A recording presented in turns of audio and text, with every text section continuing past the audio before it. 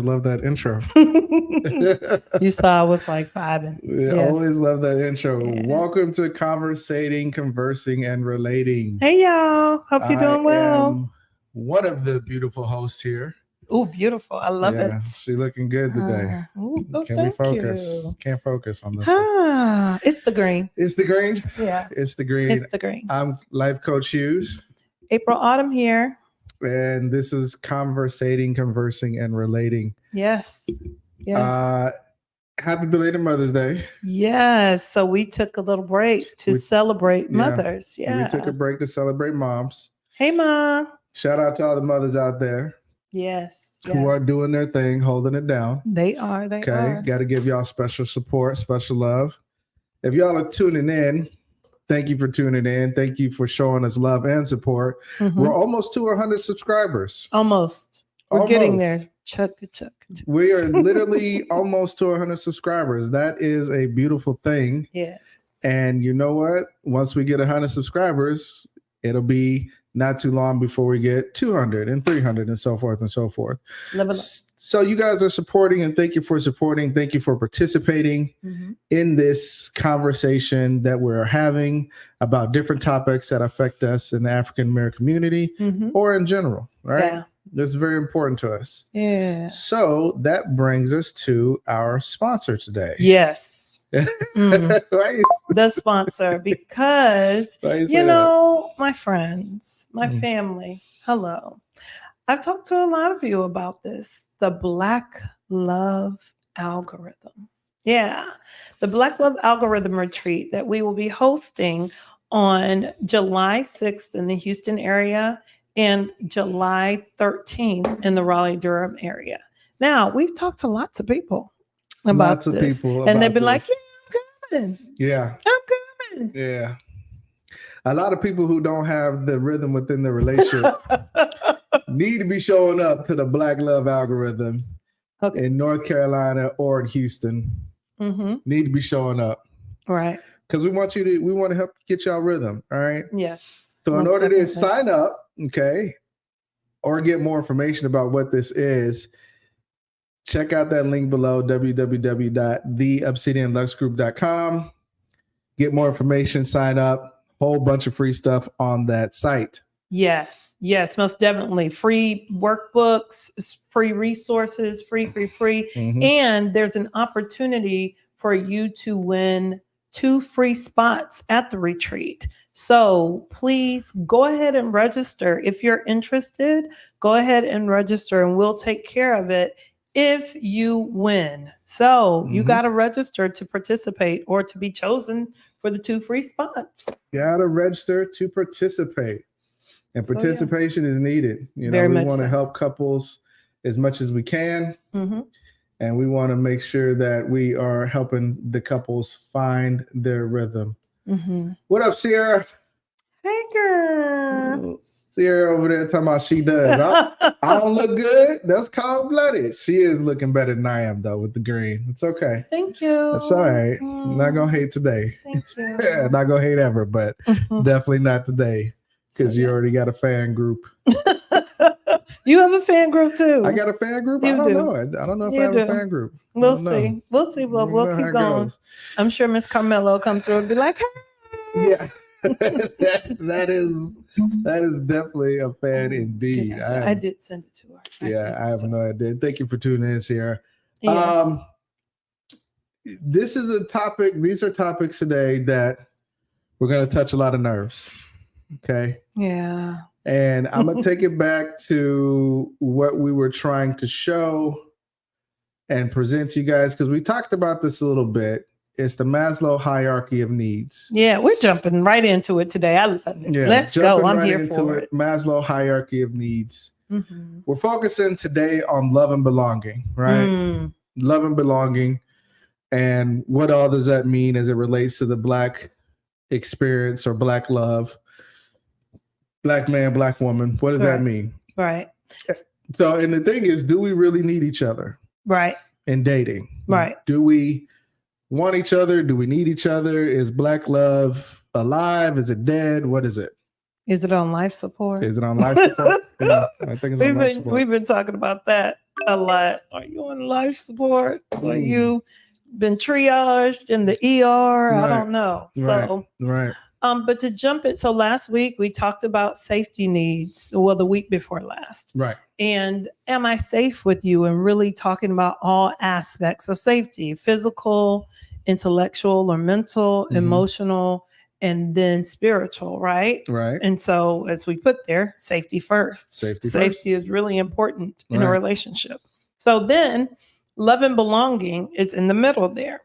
Love and belonging, it starts in your family, right? In your familial unit. And then it branches out to your groups, your friendships, any community organizations that you may be affiliated with, the universities or schools, things of that nature. So that's where we find love and belonging. The one thing that I left out that made me just kind of fumble was the intimacy and love and belonging. Okay. The intimacy you see. Yeah. You know, that's one of my favorite things to say. Right. Into me you see, which goes to that openness, that vulnerability, that transparency, not only with your intimate partners, but also with friends, with family, with loved ones, with your groups, all of those things. Right. And so being able to form connections with folks and be open and honest with them. Okay. Yeah. All right. So with intimacy, love and belonging, friends, family, sense of connection. That's what it says in number 3. We want to understand, how does this translate? And if it does translate to leading to a loving, healthy Black relationship. Okay. Right. Right. And so we got, we got statistics. We got statistics. We always do. We got statistics. Got to bring the facts with us. Got to bring the facts. And we're going to jump right into the first question. Okay. Is relationship or marriage your end goal? Right. Yeah. I don't think a lot of people know what their end goal is as far as dating is concerned. They think relationships or marriage is the end goal. But when you get down to it, it seems like they want to be taken care of. They want to be coddled and so forth and so forth. You want to be safe? Or saved. They want to be saved. I'm sorry. Don't save them. Right. It's not just her. Yeah, it's men and women. It's men and women. I'm sorry, ladies. I was singing the song. Yeah. Don't take it offensively. So, you Negroes is trying to be saved out here. But, we want to understand what's the end goal? We have to have an end goal in order to establish what direction we're going to go in this situation as it relates to dating. Because if marriage or relationships are not your end goal, then you're just dating to be dating and having fun. Again, no shame. Which is fine. Yeah, do you. Okay. But we got to establish that, right? Because some people don't know that's what they really want. And some people don't know that's not what they really want, even though they say that's what they really want. Right. So we're talking about stuff that affects us in that area. So if your end goal is relationship and or marriage. Right. Right. Right. But the first thing is, like you said, we have to establish that, because some people are socialized to believe that maybe that's not their end goal, or that should be your end goal, not necessarily understanding why. Through socialization. Yep. Yeah, they think their end goal is marriage because that's what they've been programmed to think all this time. Now, I will speak as a female identified person. In my growing up, that was like to be a wife, to be a mother, to take care of a household, all those toys and things that socialized me to believe that that was the goal. Not that I knew exactly how to do it, but that was definitely the goal. Okay. So, yeah. Well, according to the National Census Bureau of data, it states that 88 Black male adults, there are 88 Black male adults for every 100 Black women. So the ratio is basically in our favor. Our favor meaning Black men. Right. However, the single biggest driver behind the absence of Black men, since a lot of Black women want to say, where did all the good men go? Where did all the good Black men go? the single biggest absence is mass incarceration. Right. Mm. Right. Mm. What does that say about us as a people? Well, so tonight, we're not getting into whether somebody has done something or not done something, because what we know is there are structures of oppression that cause people to have to do what they have to do. And the system is really not set up for Black men. We know that. We're not going to argue that fact tonight. Okay. We're not arguing that. But what we are talking about is if we then are wanting to partner with Black men, okay, we have to understand that there are systems of oppression that impact our Black men, maybe a little bit more than they impact us. Not saying that they don't impact Black women, because, you know, we have, and I hear this a lot, we have uncles, we have brothers, we have fathers, we have people who are Black in our family, who are male identified, who are navigating this system as well. Right. So, yeah. Well, with that statistic, I'm thinking that, you know, based off what we're talking about right now, is marriage and relationship your end goal. Would it be fair to say that women don't have a lot of options, Black women? I will say, from talking to the women that I talk to, that they really feel like they don't have a lot of options. And there's a lot of scarcity syndrome in their minds about finding and being with a Black man. Now, scarcity syndrome is a real thing. Okay. I want to know, is what the Black woman feeling about scarcity syndrome when it comes to Black men, based off the statistics, are their feelings actually correct? Are they feeling, hey, there's not a lot of us out here, we're in jail? You know, where they used to say he's either in jail or he's gay or whatever the case may be. Yeah. Are their feelings correct on that? You're asking me. I'm thinking we asking folks to call in, and which we do want you to call in. Go ahead and call in. Give us your opinion. Give us your thought, or type it in. Sierra said, my end goal used to be marriage, etc., but now it's more full-hearted partnership that is more than love. Oh my goodness. Okay. Say it, CC. CC. Trying to do a little something. Okay. Talking that talk. Right. So, since that's your end goal, Sierra, how close have you come to that end goal? Right? Based on the statistics that we just read, are you finding it hard to find a suitable Black man because you think all of them are in jail, or what are we thinking? Are we thinking that, you know, you may want to step outside your race? That's a thing. That is definitely a thing. That's a thing, right? The other day, Friday to be exact, you did a whole, was it Friday that you talked about this, or was it the day before? That was 2 weeks ago. Oh my gosh, and it's still climbing. Sorry. Yeah, 2 weeks ago. Black queens with her white kings. White kings. And it's a thing. I actually pissed somebody off with that. You pissed lots of people off, sir. I pissed somebody off with that. Right. There's this trend. Go ahead and talk about the trend. I love it. Well, the trend on TikTok, it's just a trend on TikTok and social media. It's about Black women showing off white men and turning those white men into having swagger like Black men. So these Black women have chosen these mediocre looking men, not saying they're mediocre in their career or whatever, but as far as looks go, they are mediocre looking men, right? And then they choose these men, some of them, most of them white, some of them different other ethnic groups, right? And they choose these men, and then they put the swagger on them, and then these men turn up looking like they're Black, right? And the trend is, before I dated a Black woman, after I'm dating a Black woman. And that's the trend, right? Well, historically, there's always been, like, I'm a 90s kid, you know, and you would see, and I have lots of white friends who would do this. They're bumping the Black music and they feel like they're down. But as soon as, you know, someone is judging them or it's not conducive to what they're trying to do, they code switch back to what they are. Yeah. And so there's been this, like, it's cool to be Black, but not to have the melanin to show that you're Black. Everybody want to be Black till it's time to be Black. And there it is. Yeah. Everybody want to be Black till it's time to be Black. So, yeah.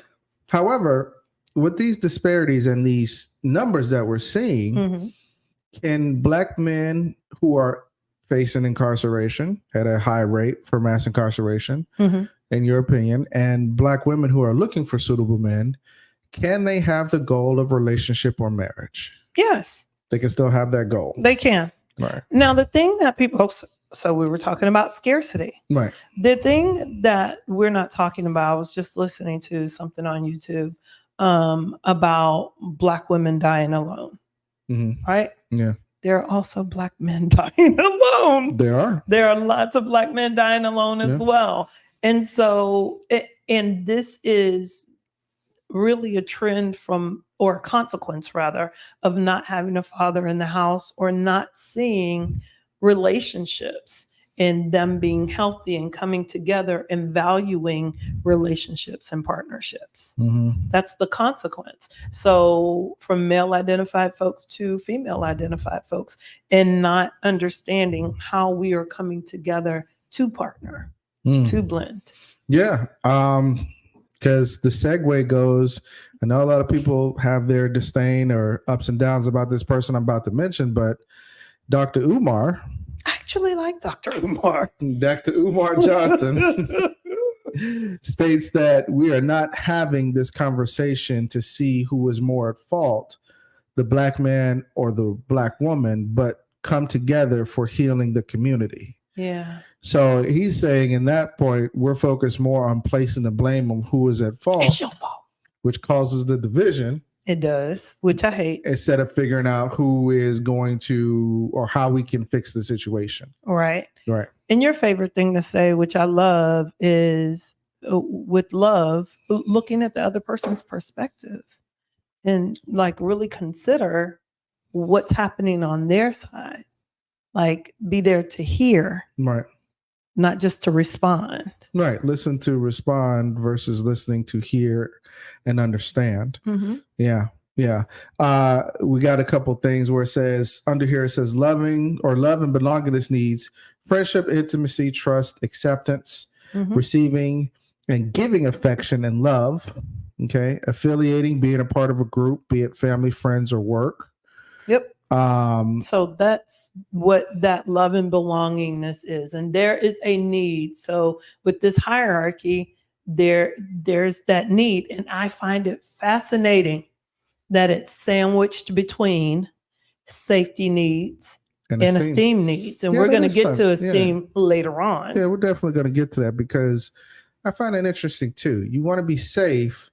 And after safe, you want to be love, but then you have esteem on that end. So it's kind of saying to me that the esteem helps build the love and the belonging, or the love and the belonging helps with the esteem of self. There you go. Yeah. There you go. I love Cat Williams, but a couple of years ago, he was talking about in one of his, and I'm sure it was for comedy. Yeah. But he was saying, how can I affect your self-esteem?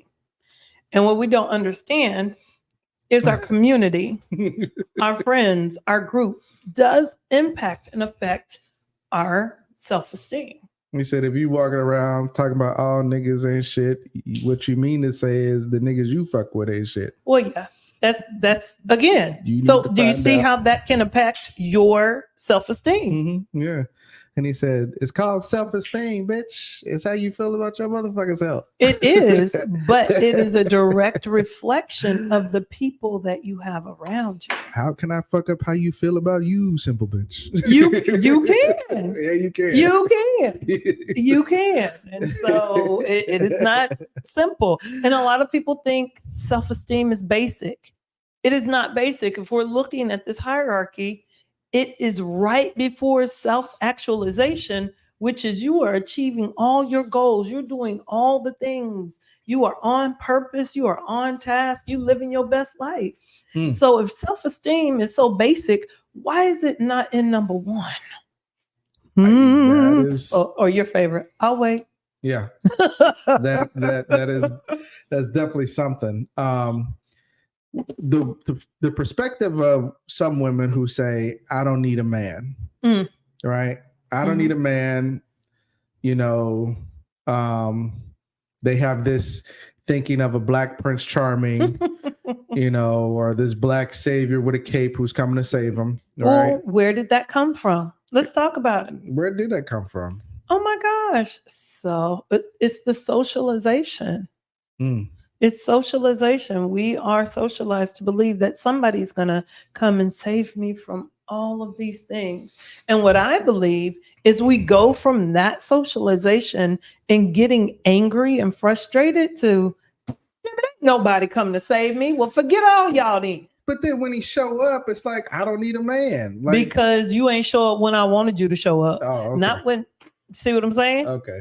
Okay. It didn't look the way I intended it to look. It didn't look the way that they told me it was going to look. So, and that's the funny part. So because it doesn't look the way you imagine in your head, you're going to turn down the help anyway. Yes. Yeah. Because I was socialized to believe that ain't it. That ain't it. Yeah. That ain't it. Yeah. It's now supposed to look I'm like gonna get in trouble again. Mm. So Hurricane Katrina, they told these people to leave early. Yeah. Early. Nope.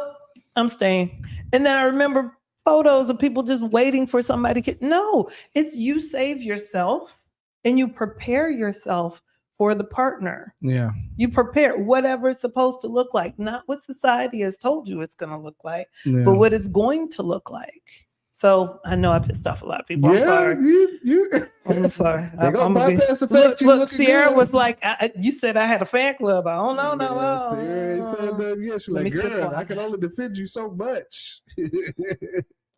Pips wine. But then they got the the black woman faces the I don't need a man perspective. Mm-hmm. They face it has to look like this black magical Negro coming to save me. Unicorn. And then it looks like for them, the scarcity, which we just talked about because of, they're in jail or whatever the case may be, or they're just not picking you, and then they face that last scarcity, which I think is going to get a lot of people upset, whereas they want to build a man mentality. Yeah.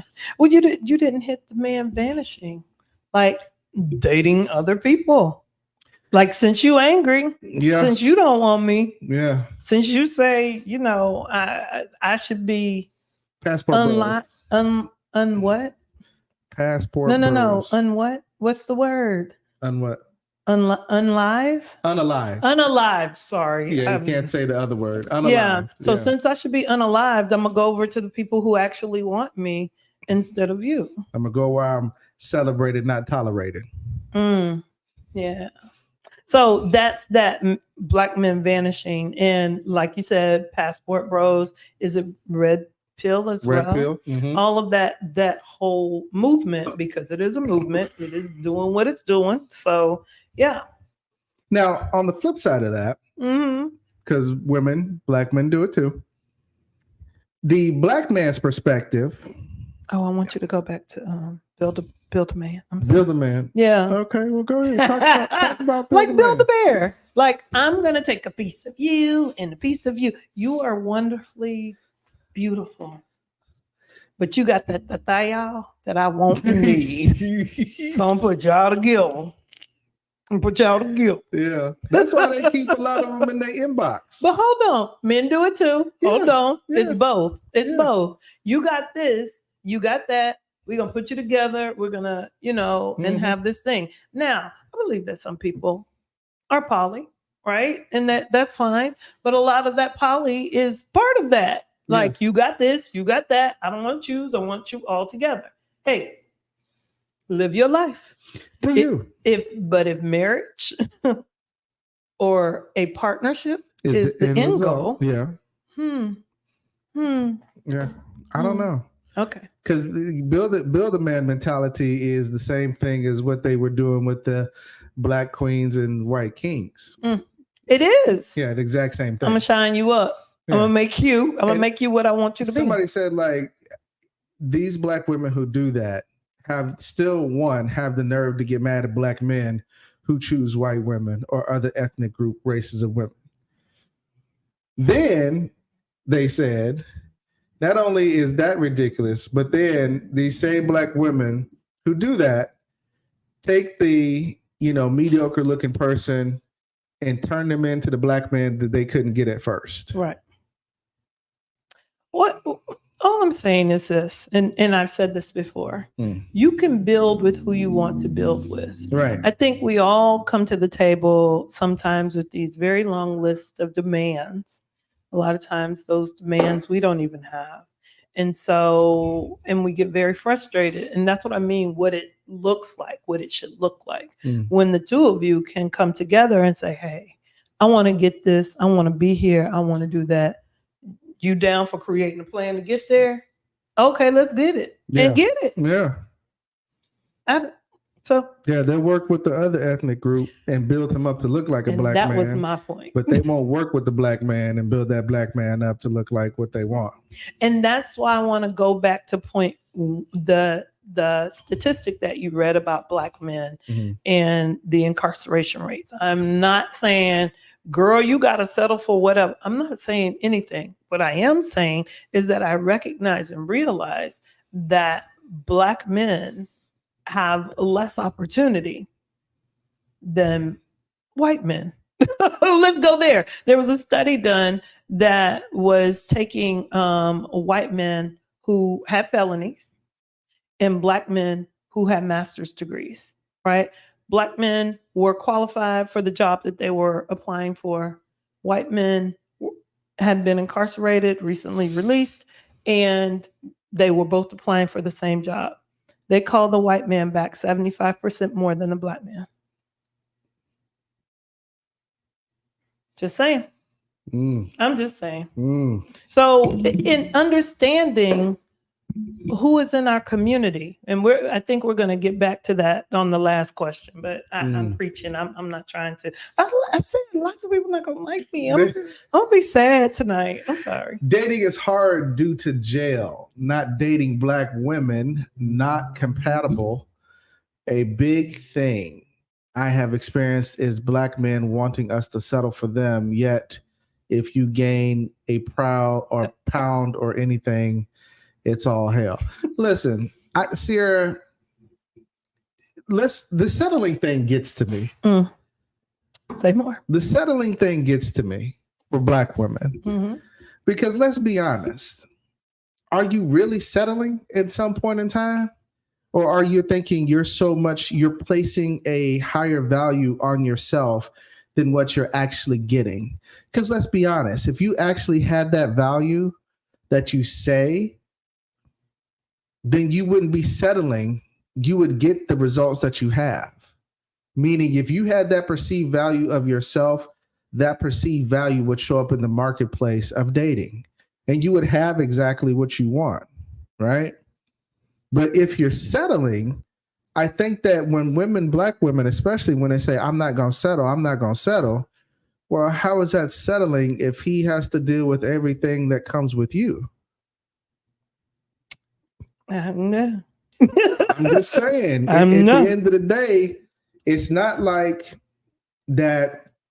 Because if you looked at the podcast I did on Friday, a lot of black women are getting the bag, but they're still not getting the bag compared to their white and other ethnic group counterparts. Yeah. And they're still not getting the bag according to statistics, not but 2 years ago, still about $100,000 less than black men. So if that's the case, who's settling here? I think I always go back to what I was saying about you can do it together. Right. And I think people know that black men and black women together are a force to be reckoned with. They just don't. So we've created so much divisiveness that they're like, you don't need to deal with that. And real black men, Sierra, if you gain a pound or two, he ain't worried about none of that. Because if that was the case, none of these big girls would be winning already. Okay? So what that says to me is not Sierra that's doing it, but women who have come to that conclusion. What that says is you're looking for a specific man, and that specific man is not the man that actually you need. Because if that man was really that man, he's not going to care about the pounds that you have gained. You know, you care about them, which is fine. Yeah, you care. You should care about them. And black men are visual. A few pounds, yeah, overtly letting yourself go, that's different. You know, again, you got to know who you're dealing with. She says, I think that for me, settling is more of a guise of not getting all your desires, or at least the majority. I think building and working together is amazing, but not settling for complacent. Again, that speaks to character, right? That's the character of the man, not what he can do for you. Right. Right. And I think we really need to define what you mean by settling, and what it means to you. What does building together looks like? Because again, we have been socialized to believe a lot of things about a lot of things that good, bad, or indifferent. And sometimes that socialization keeps you away from, or there's a gap between what it is that you really desire and what you really can have. I mean, if we go back to your first comments here, where you said my end goal used to be marriage, but now it's more of the full-hearted partnership. Isn't that a form of settling? Since you couldn't reach, or you believe up until this point that you can't reach the marriage, which I believe that you just been picking the wrong guys, because ain't no way you that smart and that intelligent and you're just not picking the right guys. Well, that's what cue I'm saying. The organ. I'm just saying. You're not going to have fans either, baby. We just going to be. I'd rather not have fans by telling the truth, but it's coming from a place of love. So it is a place of love. It's all good. So, but relationships should be the end goal, right? And on the other side of that, what you want to say? No. It can be. Because for some people, I just say be honest. If it's not your goal, like there are people right now, and they just playing the game. Yeah. They just playing the game. Men and women. Yeah. Just be honest, because there are people out there who fine with playing the game. Yeah. But for the people who actually want partnership or marriage or to be in a healthy, loving relationship, they don't want to play that game. I think the reason they don't want to be honest about playing the game is because they want to be the only ones playing the game. They want to control the narrative. That's why you don't want to be honest. Okay. Well, see, if you would be honest and say, I just want to rent your body whenever I need to rent it. But you got to finesse your way into it when really you could have just been honest and said that. You could have. Right? Women should say, I just want your money. If that's what it is, I need a sugar daddy. It is what it is. Forget how you look at me. Forget how you judge me. It is what it is. Because there are guys out there who are that lonely and desperate, they will pay for your time. Right? It's been, listen, this kind of stuff has been done for years. For years. This is nothing new. But we're talking to the people who want a relationship and or marriage. If you don't want a relationship or marriage, that's cool. Only thing we have to say to you is, one, stay out the way of people who do. Stop trying to keep other people single with you, okay? Because you're lonely. And if you're not lonely, stop trying to turn people on to your ideology. Just live through your ideology through yourself. Yep. But to the people who want to get married and want to have a marriage or a healthy relationship that leads to a marriage, we're talking to you and we're trying to fight and challenge the disparities that are happening within our community. Right. Like, again, let's talk about Black men. Awesome. We said Black women say, I don't need a man. I don't need no man. Y'all don't mean me no good. Y'all just mean me home. They have a build a man mentality. The scarcity among Black men vanishing. So they're either scarcity, hard to find, or Black men just they nowhere to be found. Okay. The you don't want me mentality. Okay. And also the Black Prince Charming mentality. Got it. Right. Now, Black men on the whole say, I don't need a relationship or commitment. Right. Right, ladies? And that's that version of build a woman. Yeah. Right. Remember, we were talking about, like, it's not really polyamory. It's not, because not everybody's on the same page. They don't know. I'm just not choosing. I haven't chose you yet. We just dating, and I'm dating her, and her. And it'll be fine. Okay. All right. Then we say, I have emotions. I'm the prize too. I can and will learn. Am I safe with you? Because a lot of Black men, the reason they don't choose relationships, or they say it's easy for them to say, I don't need relationships, is because they honestly don't feel safe with the woman at all. And that's hard for some women to believe. especially around that emotional thing. Like we talk a lot about setting the environment for safety. Again, number two, safety first, safety. Right? Creating an environment where both people are safe. And it can look very different for both people. And for men, it's usually emotional safety. We talked on a previous podcast and somebody was like, how can I protect a man? You protect their mental and their emotional. Listen, that's what it is. What just came to mind for me is women expect safety from men, emotional, spiritual, mental, right? But women only give safety to men on condition of what they can provide. And even then, that safety, while it may be granted on some conditions, it could easily be taken away. Because again, it's on condition, while women expect safety unconditionally. That's tough. That's tough. So Black men have the perspective of, I'm the prize too, right? Which, if we're going by who asked who for marriage, technically they're right. They're the prize. If that's what they're going by. You're going to get in trouble. I want to piss people off today. We're going to ruffle some feathers today, because if we're going by the fact of marriage is your end goal, unless you ask a man to marry you, which is a definite reason for them to say no, they are the prize, because they're the ones who give you the last name. They're the ones who ask for your hand in marriage. Now, in my opinion, I'm going to say this collectively, because this is what I really believe. In my opinion, I believe both men and women are the prize respectfully. Thank you. Men are the prize because they offer their hand in marriage. They offer their last name. They offer their protection. They offer everything that comes with marriage. Women are the prize because for men, they have found somebody to complete their circle of unity, which makes a man want to marry you, basically. They feel safe. They found the person that makes them feel safe, feel secure, feel heard, feel respected. So in turn, that Black woman becomes the prize, because that's what that man was searching for anyway. And when he feels like he finds it and it's consistent and it's not on condition, within a year or less, he puts a ring on it. Yeah. That's just what I believe. Yeah. Same.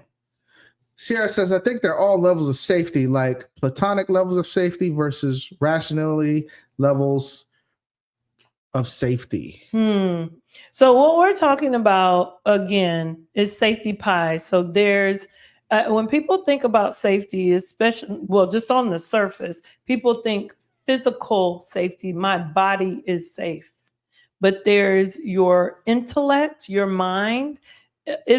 Are you with people, or have people grown you up for you to feel free to wonder, to think? Yeah. How have they elevated your life? Yes. How do you elevate their life? Yes. Are you guys both coachable? Okay. Can you follow each other's directions? Well, I don't want to preach. You sorry, you're already there. And then there's so intellectual, there's emotional safety, and that's what I just talked about a lot with men. Is it safe to be emotional? Can you talk about your feelings? Can you talk about your emotions? And there not be a repercussion for you being open, vulnerable, transparent? Because the truth is the truth. It's the truth all day. There's the truth. Right? And then again, spiritual, that connection, all of those things. Kay says, yes, the man and the woman are equally the prize. You goddamn right. Whoop. Okay, so let me just pause, put a pin in it, and say thank you, Kalia. Kalia continually pours into us, and she continues to donate. We received it, and thank you so much for your donation. Yeah, Kalia is out donating all you. No, I'm just playing.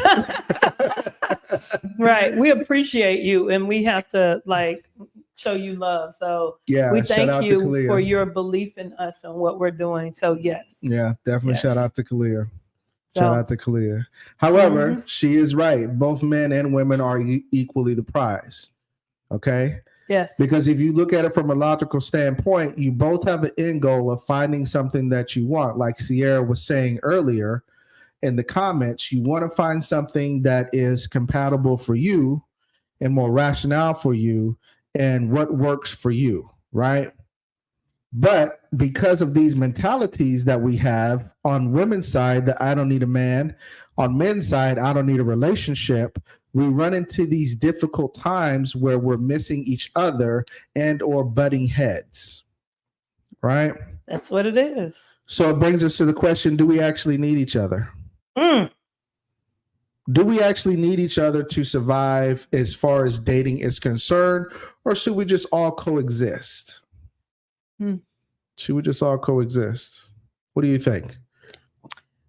She says, the way April breaks it down, it's surgical. All right, Kalia. Thank you. She is right, though. Got to give credit where credit's due. She's right. You. Yes. I mean, I think these are things that we really haven't thought about, especially safety. We don't think about safety, not in that sense.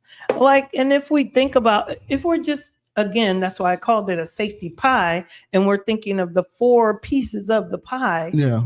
Okay, if we're trying to get a passing grade of feeling safe with someone, right? Let's say it's just me and you, and I'm only concerned about the physicalities of safety, right? So I used to do domestic violence, sexual assault work for a very long time, right? And women would say, and men would say, they've never hit me. I'm like, but how do they talk to you? How do they make you feel? Yeah. What all of those other things. So if you're just looking at that 25% of the pie, there's 75% that you're missing. And even if that person is just meeting the 25% of physical and missing the mark on everything else, they're failing. You're failing. Sorry. Sierra said something important. Sierra's cooking. She cooking. I think there's so much fear of the vulnerability of needing each other. God damn it, Sierra. Okay. So it's been nice talking to y'all tonight. Thank you so much. Sierra has it. Let her talk. She has the floor. Just take over the show, Sierra. Just take over the show. You correct, Cece. Very correct.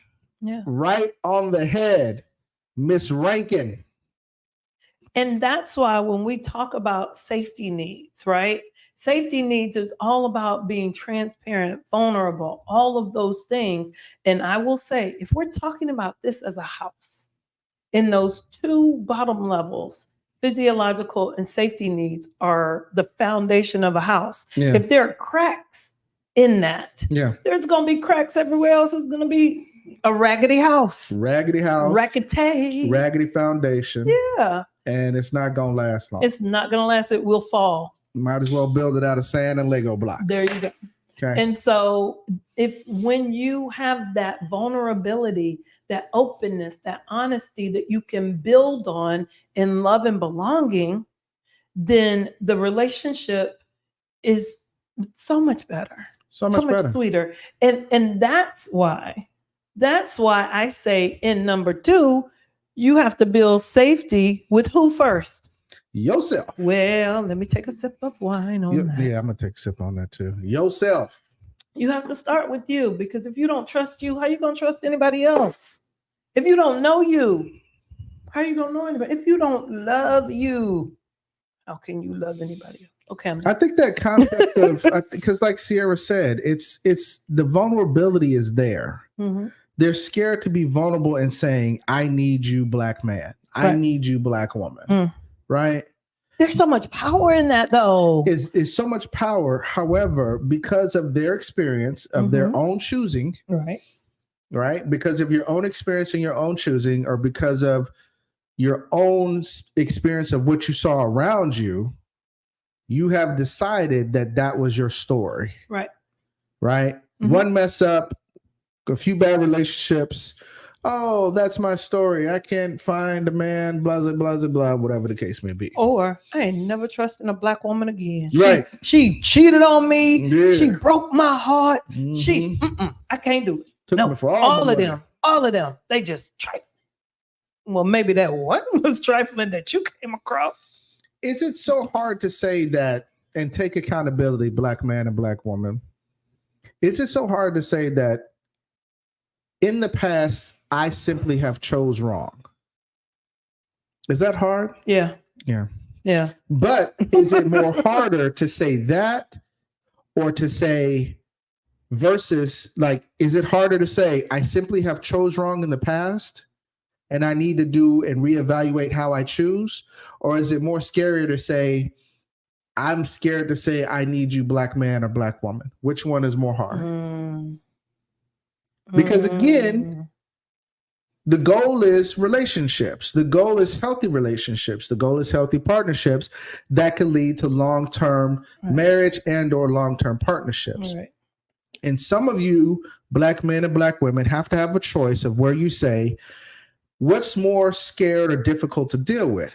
The fact that I have to take accountability and say, in the past, I've chosen wrong. That's why I've had the results that I've had. Or is it more scarier to say, black man, black woman, I need you. I'm vulnerable. I want to be with you. I just don't know how to go about doing it. I think both are equally as hard because you have to put yourself out there. Yeah. But one is basically saying, okay, I'm wrong. Remember, we were talking about being accountable for your actions. Yeah. Be like, at first, you got all this energy, you know, and and then when you find out you're wrong, you're like, you're right. Yeah. Like, wait, could you speak up? That apology needs to have the same energy as that accusation. Black man, black woman. That accusation, black woman, all that energy and grabbing for air and all that stuff. Stop it. That apology needs to have the same energy. Truth. Right? Truth. All right. We're going to look at this last comment before we go into the next topic. Oh, Carmela. Hey, girl. Not necessarily, guys. Some women don't trust themselves not to bleed in a man because of their past hurt, but that comes with maturity of themselves. Hopefully you don't mean age, because I know there's a whole lot of old fools around here. A lot of old in age, but young in mentality and thinking. Right. You know. So we've lost the art of reciprocity. We've lost that art, bro. Thank you. We don't think others deserve it. We don't think that next person deserves the reciprocity. And here's the kicker. Some of you don't think you deserve the reciprocity that you have been given. Yeah. Meaning you don't think you deserve to be treated nice. You don't think you deserve to be treated like somebody who matters, because you have experienced up until that point the exact opposite. So when you get that, you're like, no, this can't happen to me. Everybody else in my past have treated me dirty. And so they're going to treat me dirty. So I'm just waiting on the other shoe to drop. Just wait. Right? Mm-hmm. So in turn, you don't give the reciprocity. Right? I think for me, it's both, because while I have chosen wrong, but it's hard to then move forward, trusting my next choice, because experience says statistically, I'm going to choose wrong. That, Sierra, is growth, right? Mm-hmm. We need to recognize that that's growth, but you're stunting your growth by automatically thinking that statistically you've chosen wrong. So you're going to automatically choose wrong. What you should be saying is, why did I choose wrong in the beginning? Yes. And then remove the stinking thinking. Stinking thinking. The negative thoughts. And then think, I've learned, I'm growing, I choose differently. You have to have a different mantra, because if you get stuck in that cycle of, I'm always going to choose wrong, guess what you're going to do? Choose wrong. Choose wrong every time. Mm-hmm. Mm-hmm. Yeah. But if you say, no, I'm growing, I'm stretching, and I can choose differently. I will choose differently. I can choose differently. You choose differently. Yeah. What you think, so shall you be. Yes. Says that somewhere in the Bible. It does. I think Jesus told me one time. You know what? So this next topic is definitely a segue, because when I asked, do we need each other in dating as black men and black women, this brings us to the next topic. They never like us.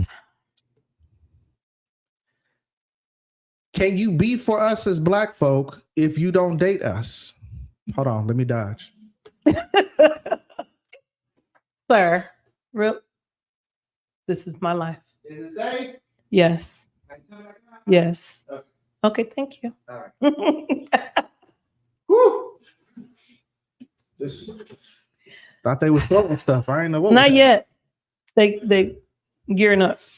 So if you we talked a little bit about this when we were talking about kings and queens and dating outside but can you be for us Black men or Black women if you don't date us? Black men, Black women, right? Yeah. Could you be for Black people, Black love, Black progress if you're dating a white or an Asian or a non-Black person? I want to hear from my people in the audience. What do we think? This is a topic that's touchy. And it's trending right now as well. Again, along with my Black king that I've swagged up, and he's so swagalicious now. Okay. Sierra said, LOL. I said, ooh, put that church finger up. Tiptoe out. I feel you can't if it is not a preference not to date us. Yeah.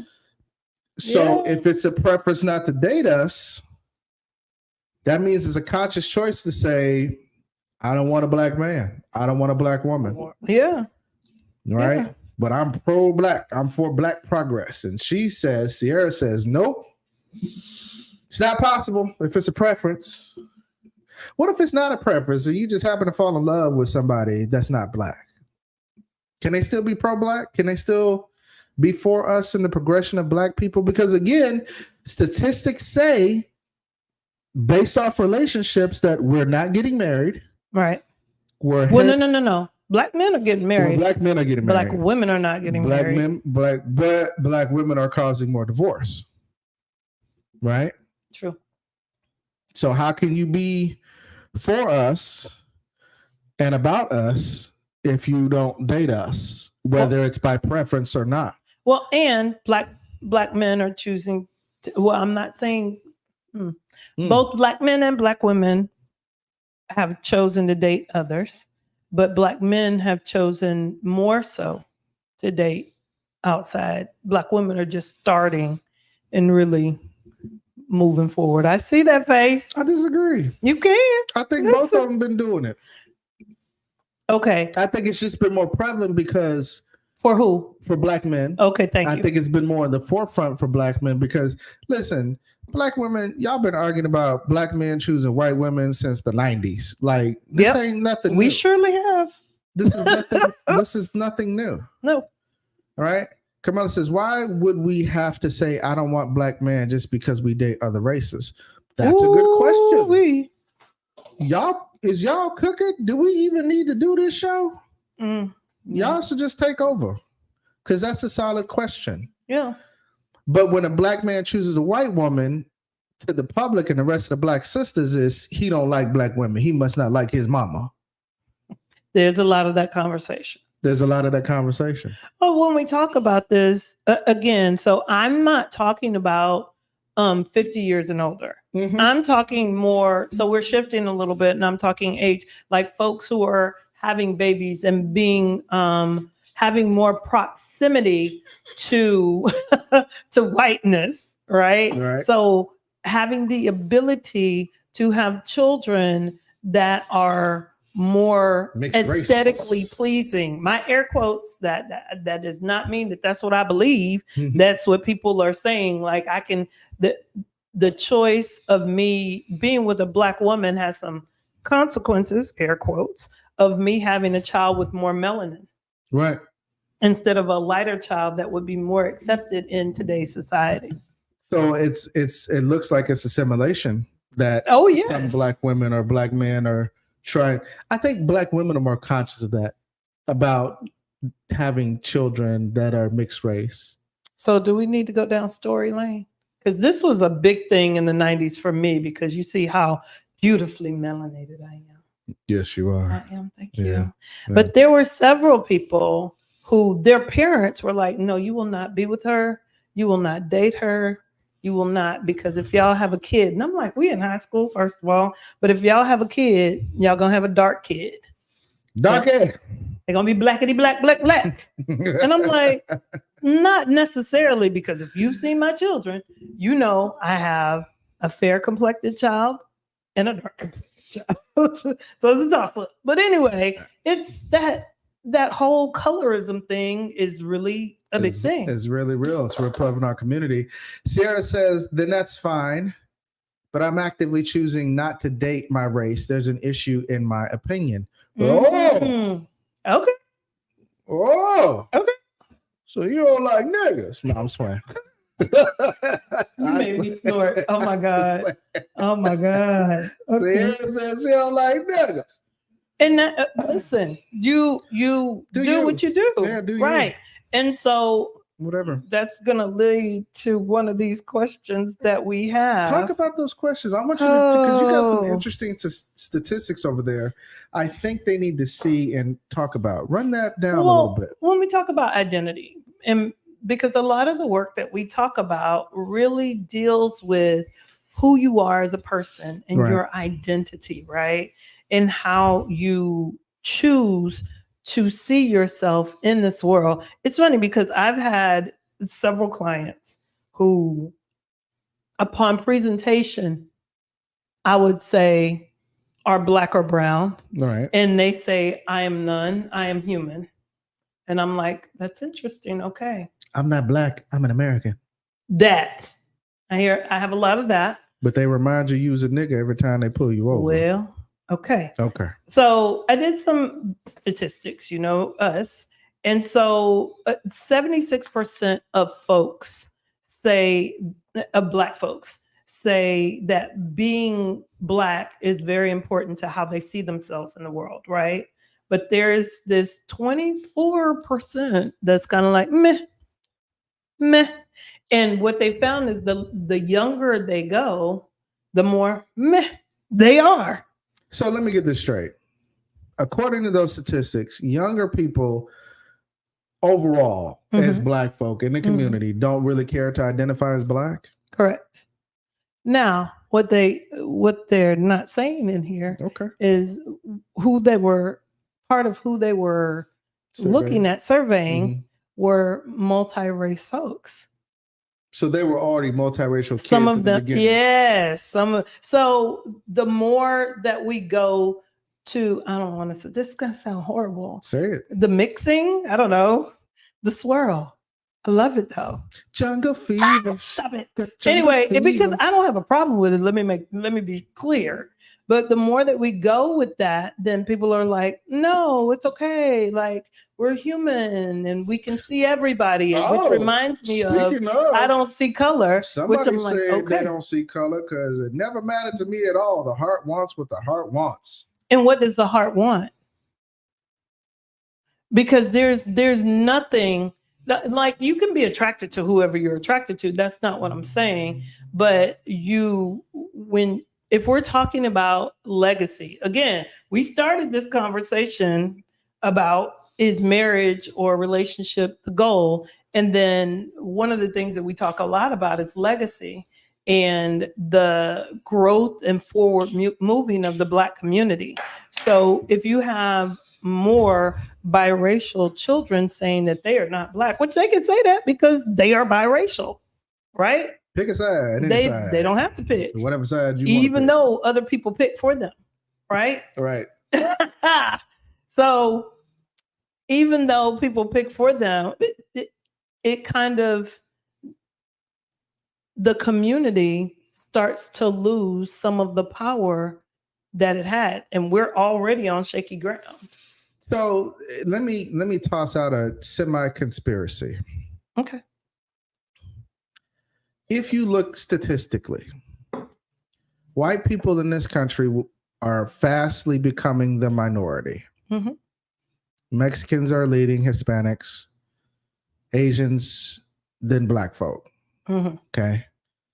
If we're on the rate of intermixing our children or ourselves with non-Black people, as a race, we will also become extinct. because this is what they care about. See, everybody else has pride amongst their ethnic group except for us. Now, not to say that Asians or Hispanics are not intermixing with other races, but it's at a very slower rate than what Black people are doing. And because of that, their lineage, which they are focused on, believe you me, Asian Americans, every ethnic group you can think of that's in this country, with the exception of Black folk, are always thinking and have been programmed since the lower age to think about their lineage. The legacy, what are they leaving behind? How does that continue? Okay. Their community. So actively dating outside of your race, I get it. The amalgamation. I get it. But however, after a while, they're going to be looking at the pure Black man or the pure Black woman who has two Black parents, just like they used to look at us in a zoo setting. Well, I mean, there's always been a fascination with Black folks anyway. But at first it was like, no, we ain't going to be that. Stay away from that. Right. Yeah.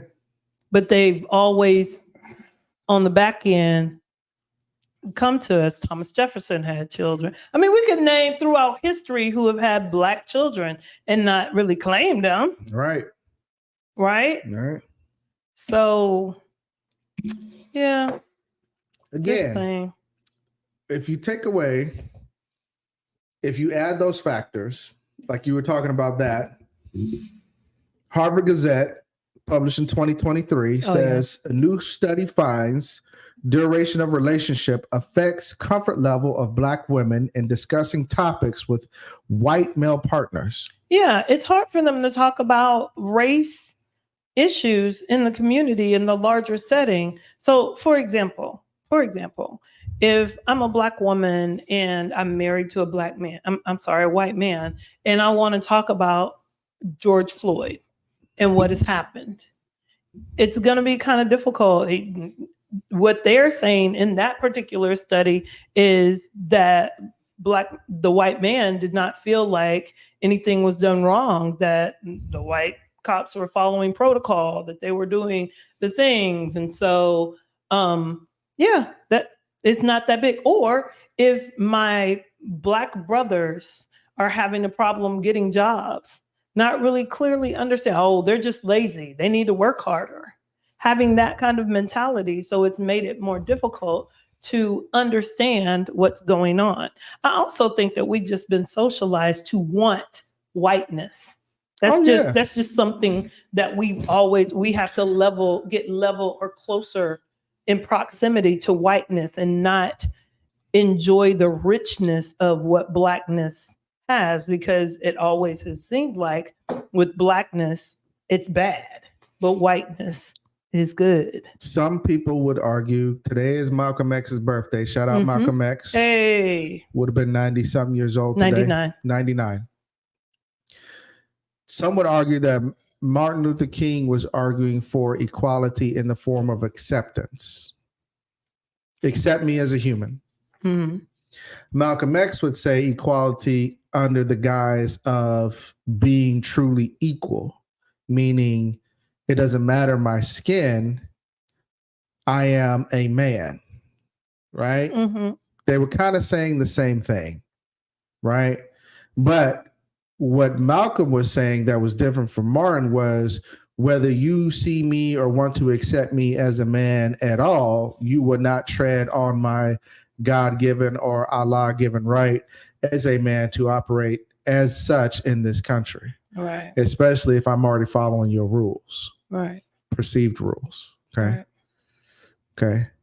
She says it feels like subconscious paper bag test in love. It is. It is. But this is what they think about, right? Slowly diluting the African American community, because they know that even with this study, where white women who have Black women who have white husbands find it harder to talk about Black racial issues, meaning that you're less likely as a Black woman to deal with said issues. And who pushes movements forward, typically? Black women. I'm just saying, I'm not trying to be spooky deep over here. So Black women, you are not only the prize, but you are the target first. Let's get that out the way. Just saying. You're the target. So. Okay. Carmela says, yes, because one female birth makes many children. Lord knows their seeds and seeds, etc. Yeah. So that's true. Their kids, and then their kids' kids, and the kids' kids' kids, and so on and so forth. They love us as long as they don't have to claim us, which is sad because I am loud or not at all a person. Wait, I want to know who we're talking about. Yeah. Can you clarify that, Sierra? And we'll come back to that. We'll come back to that. Yeah. Delana says, we were good, tolerable folk until one of us slipped and made it to the White House. Whoop. And then we were deemed legitimized, politics aside. You know what? I think just because he even got to the White House, we still weren't good, because even Black folk was like, what have you done for me lately, Obama? Not realizing that, listen, people, let me tell you a little something about politics real quickly. Whoever is in office, it takes 4 or 5 years for their policies to manifest. It also takes another 2 to 3 years for the policies to kick in and see the effects from that. Yeah. It also takes another 2 to 3 years to delete or do away with said policies and the effects of said policies. So it is very likely and very common for one president to ride the coattails of another president's success and or failures. Yep. In 8 years ain't enough time to fix the past 8 years worth of work. So while you thinking Obama was out here not doing nothing and what he didn't do for Black folk, he also had a House full of Republicans and a Senate full of Republicans that made sure that none of his policies were passed. And if you know anything about politics, the president don't run nothing. The House and the Senate does. So let's just stop it. Okay. Right. That's just aside. All right. Malcolm was more equality, where MLK is equity, and MLK was more equality. Yeah. But see, when MLK started towards the end, if you look at his famous speech that he did in the church about farmers and workers and bus employees, he was starting to sound a little bit like Malcolm. Mm-hmm. And that the study that the government did about why Black people are in such bad economic turmoil, right, during the 1920 somethings or 67 riots, I'm sorry, during the 1967 riots, they were going to, when they published that study, it was going to further legitimize what Malcolm and Martin were saying. Yeah. That the reason that we're in this situation is because of white policies. Right. Yeah, Sierra, I would say the same thing about Malcolm and Martin. That's good. Yes. I'm glad y'all agreeing. Sarah says, white people love to love us as long as they don't have to claim us, because I am a love me loudly or do not love me at all person. Yes, ma'am. Okay. You're right. You are correct. And then you got some white dude who want to be Black who come through and love you like he want to love you, huh? Stop. I'm just fucking around. Got to throw that jab in there. It's a possibility. It's a possibility. So there are a lot of the social or outward consequences versus the financial or upward mobility consequences, right? So a lot of the folks who in this, we're all human and all of that, that's what they're like, the social consequences is, you just see my curly hair. You just think that I'm like, you can be fetishized. You're just a mixture of the two. Yeah. I get it. But the thing about the Black community, it is when you see Black folks with darker skin, that messes with your pockets in some way. That's the situation that we're talking about. So we're not just talking about love. We are talking about love, but we're talking about how do we continue to build the community. And if we are, as Black women, not advocating, not pushing for our Black men, even if we're not with them. Right. Even if we're with a white man or Hispanic man or Asian man or whatever, then our community starts to go in shambles. Right. The same for Black men. If they are with white women or Asian women or whatever, and they're not pushing policies or fighting the good fight to be advocates for the Black community, then it starts to fall in shambles. Listen, what I would say is definitely in that situation, I get loving who you love. Mm-hmm. But in my personal opinion, there's only so far you can be for Black people if you cannot and choose not to even date your own race. Mm-hmm. Period. Mm-hmm. Okay. You can't be for something if you're not even willing to buy the product. You don't even believe in the product. Okay. Yeah. If you don't believe in a product enough to buy it, you don't even believe in a product enough to talk about it as deeply as you could talk about it if you purchase the product. Now, some of y'all purchased the wrong product that was defective from the get-go. Yeah. I'm about to preach right now. Some of y'all need to go back and look at your buying power and your purchasing power and your buying options or your decision-making skills when it comes to buying or purchasing said product. Yeah. Okay. And that goes for Black men and women. Yeah. That's why some of you choose to go outside of your race, which again, love for you love. I get it.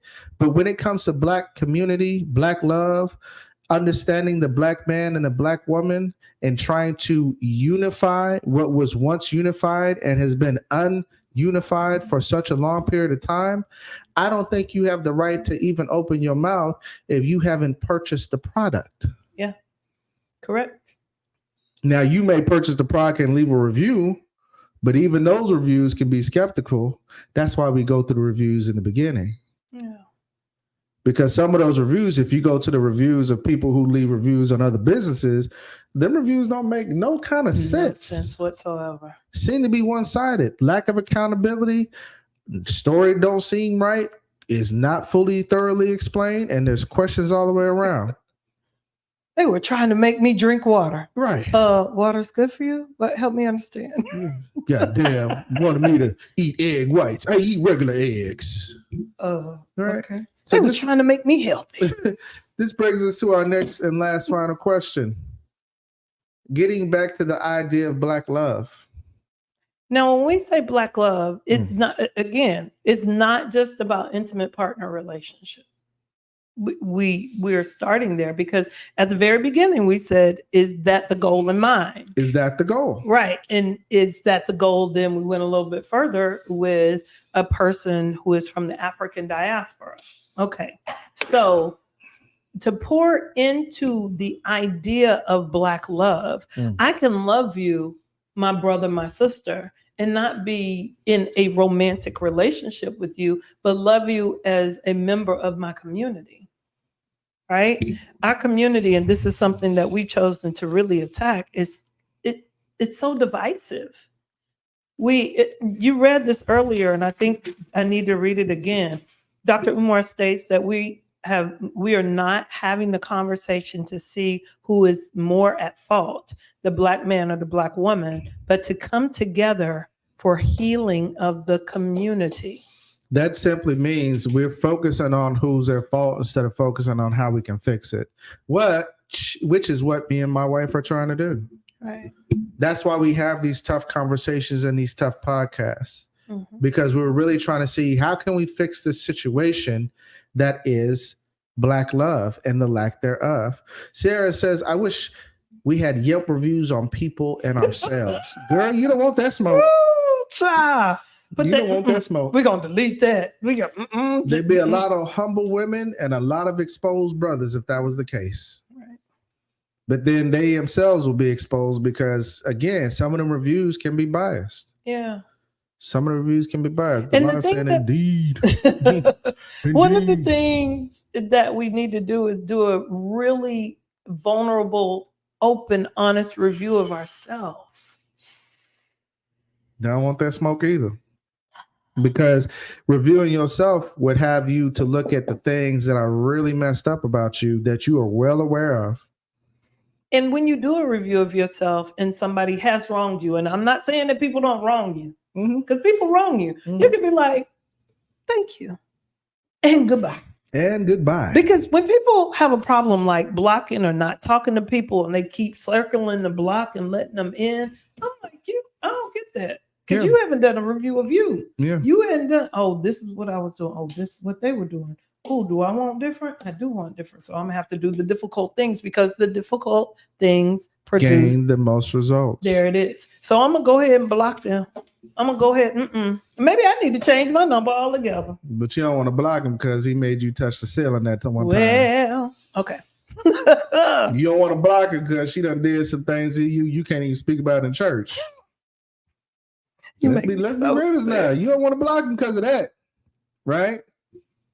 This man ninja kicks you in the face. Bruce Lee kicked you in the face, and you like, I just want him to change. People tell you exactly who they are. This woman set your car on fire. And because she snatched your soul in ways you ain't never been snatched before, you don't want to block her. You be like, maybe she was just mad that day. I can buy new clothes.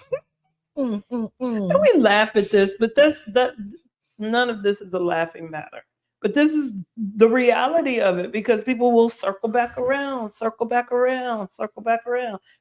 it. It starts with communication, Delon says. What are you all providing is needed and cathartic. I'm sorry.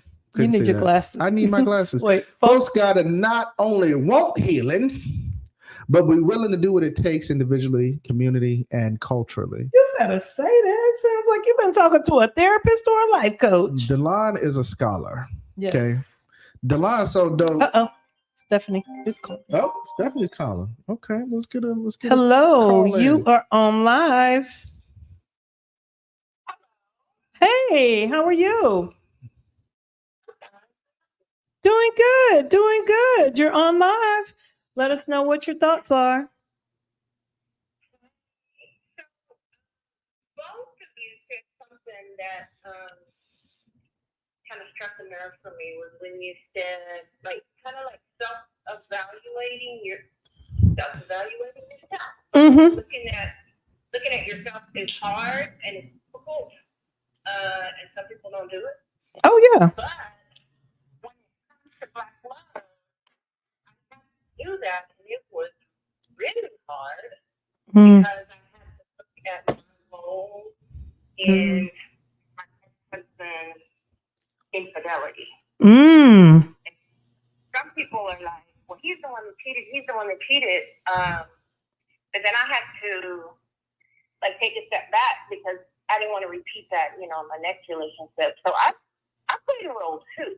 There were things, I didn't allow him to lead. I didn't allow him to feel loved, appreciated, because I got my own stuff.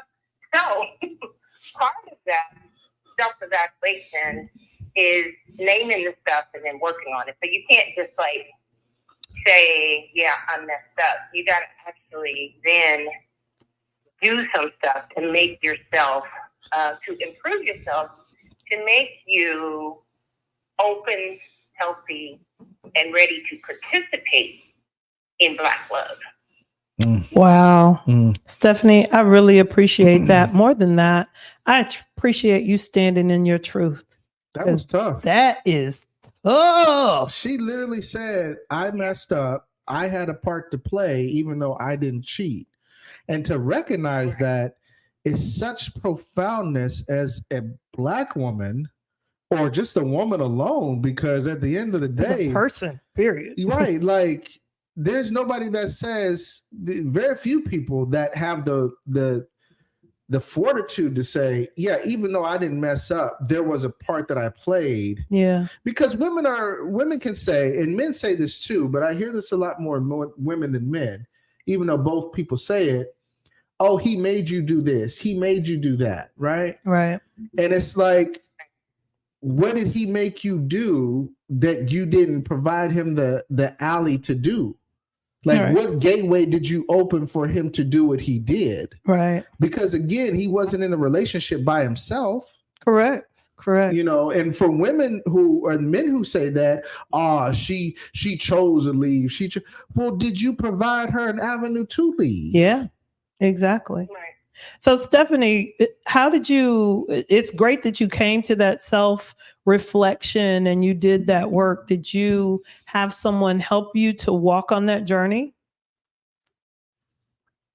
Yeah, of course. Like eventually I had professional help because, you know, therapists also need therapists. Yes.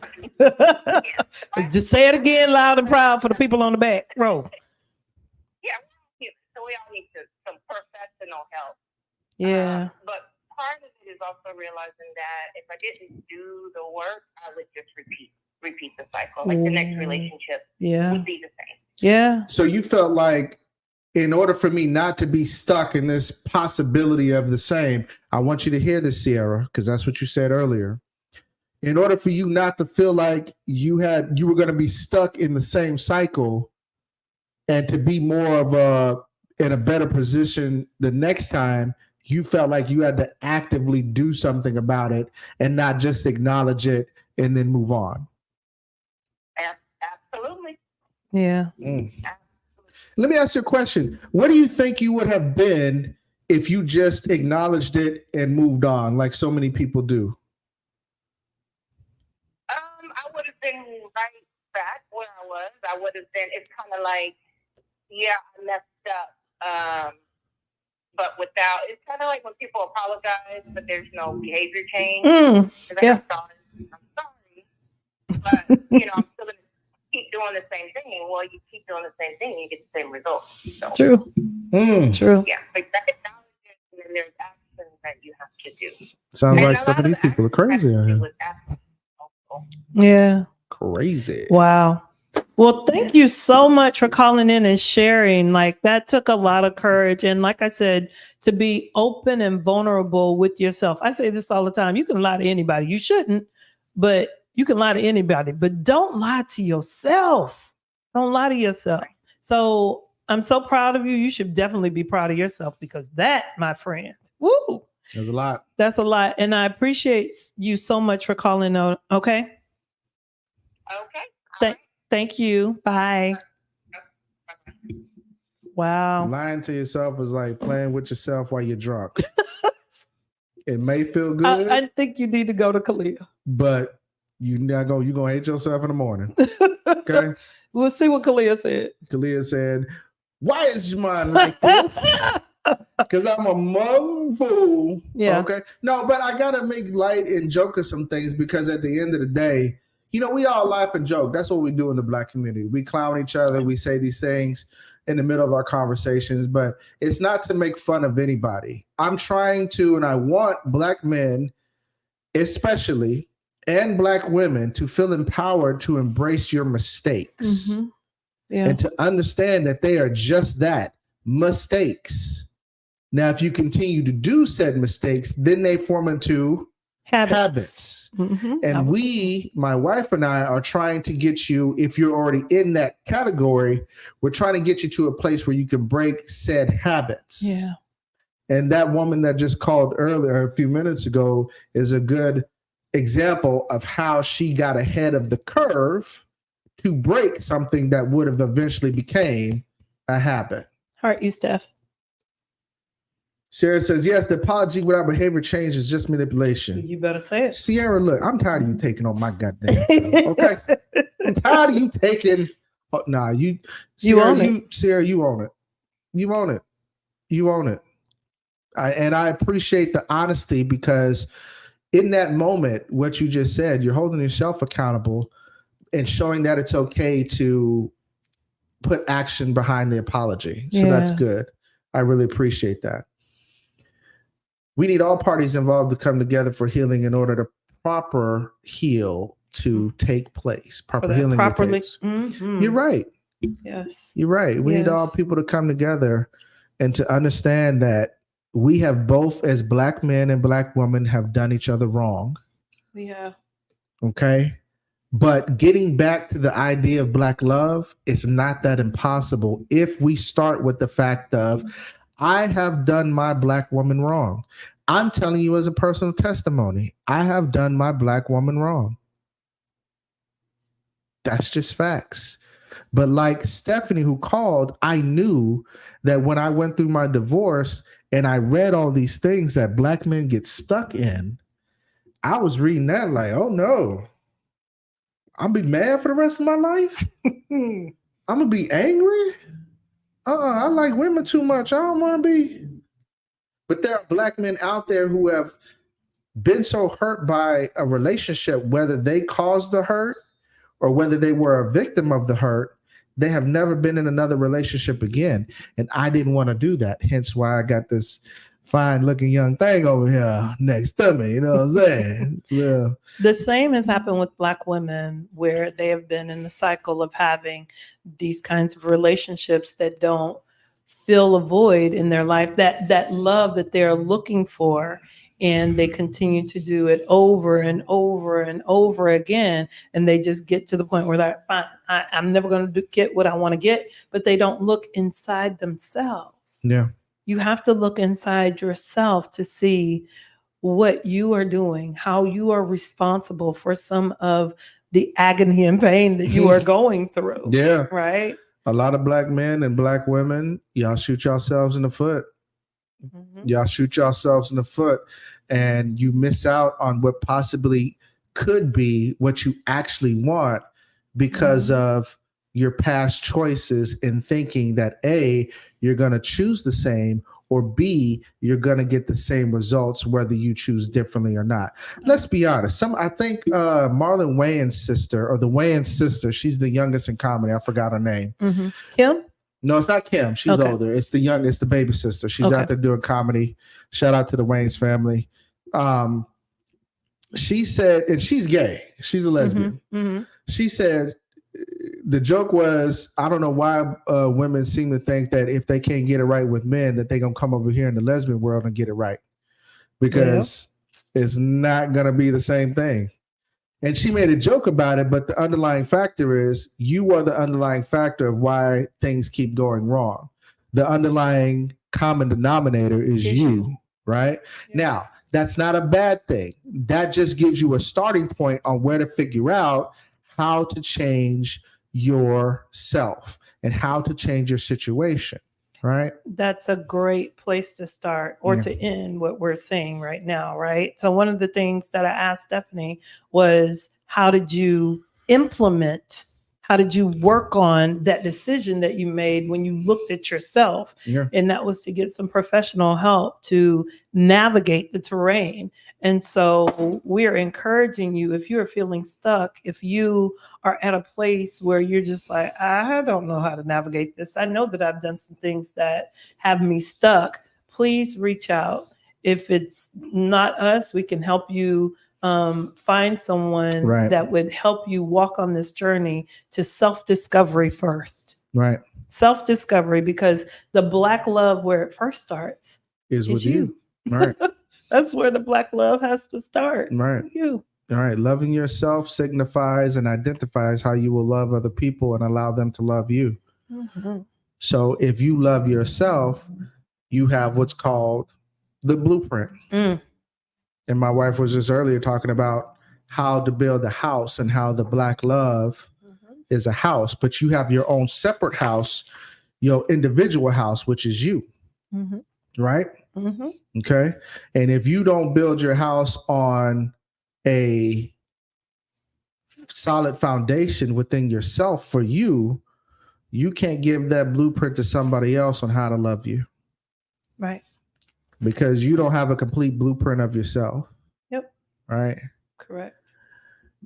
David said, I was just about to ask about the idea of black love, which I desire very much, but you just said, I got to start with myself. Listen, Davis, you got to start with yourself. And the reason like I said, the reason you have to start with yourself is because how do you expect somebody to love you? How can you give somebody the idea of what you like if you don't know what you like? You can't. It's impossible. Yeah. But then we blame ourselves for choosing what we chose. But if we had loved ourselves in the beginning, we would know that this person that we're considering is not ready for the blueprint of us. Am I making it plain? Mm-hmm. So that's what it is. You got to understand loving yourself. And if you don't know, contact my wife, contact us, visit theobsidianluxgroup.com. There's a lot of free things. You can set up free consultations, and we are here to help you. Yes. Whether you love within your race or outside of your race, that doesn't matter until you love yourself. And we're going to help you figure out how to love yourself. Right. And for those who are in a relationship already, we can still help you figure that out.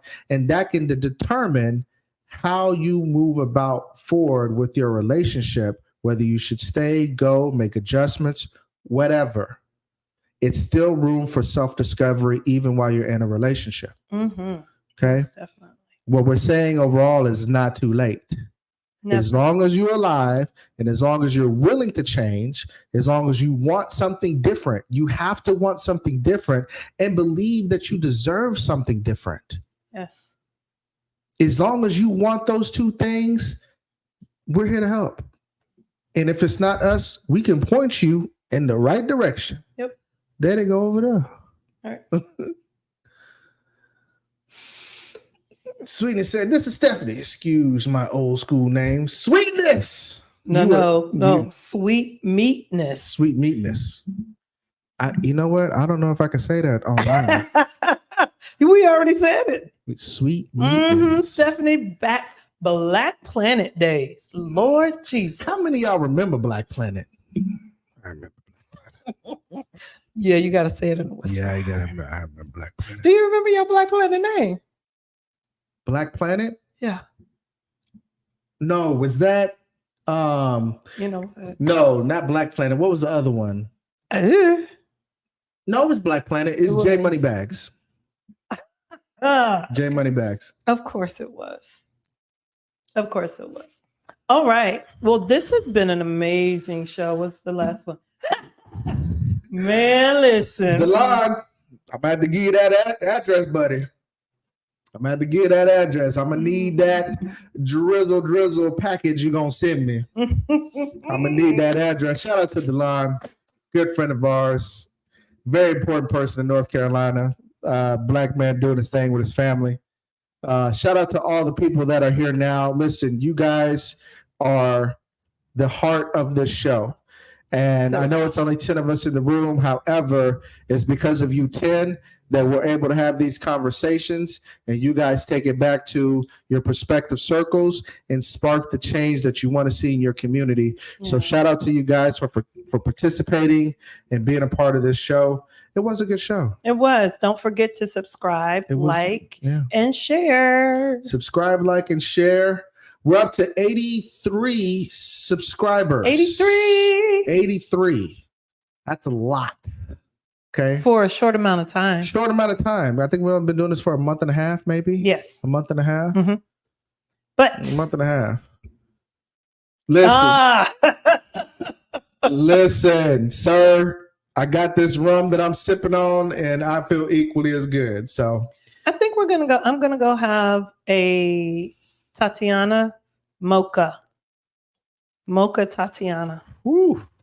You speaking languages they don't understand. A mocha Tatiana. Which is a chocolate cigar. A chocolate cigar. She does smoke cigars. Let that sink in. She does smoke cigars. Anyway, we had a good time. We did. Like, share, subscribe. Please. If you have any questions, give us a call. You already know the number. We will see you guys never. No, I'm just playing. Next time. Next Sunday, 7 p.m., 8 p.m. Eastern Standard Time. We don't care about the West Coast. And again, another joke. I'm sorry. You're trying to get in trouble tonight. It's something wrong. Trying to get in trouble. It's something comments wrong. Still coming in. Comments still coming in. Oh, goodness. We are out of here. We love you guys. Thank you for the support. We will see y'all. Peace. Bye.